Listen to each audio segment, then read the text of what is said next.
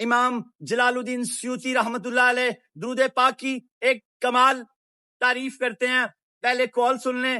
سید حجویر نے آپ سب کو فرمایا, مجھ کو بھی فرمایا, اے میرے مرید درود پاک کو اپنا وظیفہ بنا, کہ درود پاک کے بعد تو خدائے بزرگوں برتر سے خدا ہی مانگ لے گا, وہ بھی تجھے مل جائے گا, وہ بھی تجھے مل جائے گا. اور ایک ایک کارڈ سب لے لو, ریڈ کلر سے درود حجویریہ لکھا ہوا ہے, اور سارے حجویری رج کے درود حجویریہ پڑھا کرو.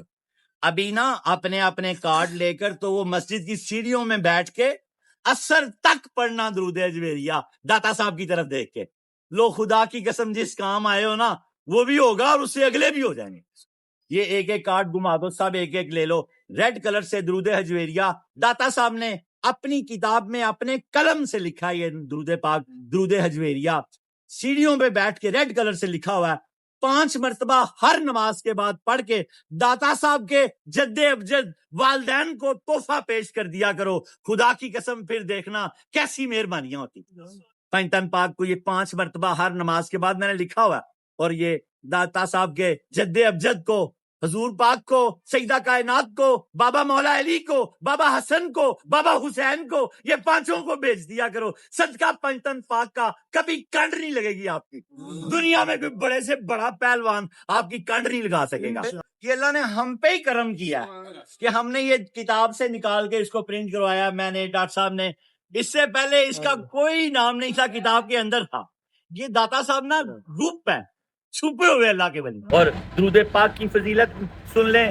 امام مولانا روم جلال الدین سیوطی مولانا روم فرماتے ہیں, حدیث پاک کا مفہوم ہے, اللہ کے نبی نے فرمایا کہ اللہ پاک نے ایک ایسا فرشتہ پیدا کیا, جتنی مخلوق ہے اتنے ہی اس کے پر ہیں. یہ میں بار بار اس لیے سناتا ہوں تو آپ کو یاد ہو جائے. اور اتنے ہی اس کے پر ہیں, کتنی مخلوق ہے اللہ کے سوا کوئی نہیں جانتا, خدا جانے یا مصطفیٰ جانے. 18,000 تو عالم ہیں, ان میں لاکھوں کروڑوں جہان ہیں, پھر کہکشائیں ہیں, سیارے ہیں, ستارے ہیں, گلیکسیز ہیں, پتہ نہیں کیا کیا ہے. ہماری دنیا تو ایک چھوٹا سا ڈاٹ ہے, چھوٹا سا ڈاٹ. اس بلیک ہول میں اگر ایک چھوٹا سا گیند پھینکا جائے نا تو یہ ڈاٹ اس سے بھی چھوٹا ہے, اور ان میں اربوں خربوں مخلوقیں ہیں جو وہ اکیلا ہی پال رہا ہے, اکیلا ہی. سورج کی روشنی سمندر کے 1.25 کلومیٹر کے نیچے نہیں جاتی, نیچے گوپ دے رہے ہیں. خدا جانے کتنی مخلوق ہے, وہ اکیلا ہی پال رہا ہے. پتھر میں کیڑا بند ہے, وہ اکیلا ہی پال رہا ہے. پھر تو کیوں ڈرتا ہے کہ تو بھوکا رہ جائے گا؟ ایسا کبھی نہیں ہو سکتا تو بھوکا رہ جائے. وہ کسی کو کبھی بھوکا نہیں رہنے دیتا. کیا فرمایا کہ اگر کوئی, اللہ نے فرمایا کوئی میرے محبوب پر ایک بار محبت سے درود پاک پڑھتا ہے, اللہ اس فرشتے کو حکم دیتا ہے کہ ایک نور کا سمندر ہے, جتنی مخلوق ہے کائنات میں جس کی کانٹیبلٹی نہیں ہے, اللہ نے اس کو اتنے پر دیے ہوئے ہیں. اللہ اس کو حکم دیتا ہے اس نور کے سمندر میں ڈپ ہو جا, گوتا لگا.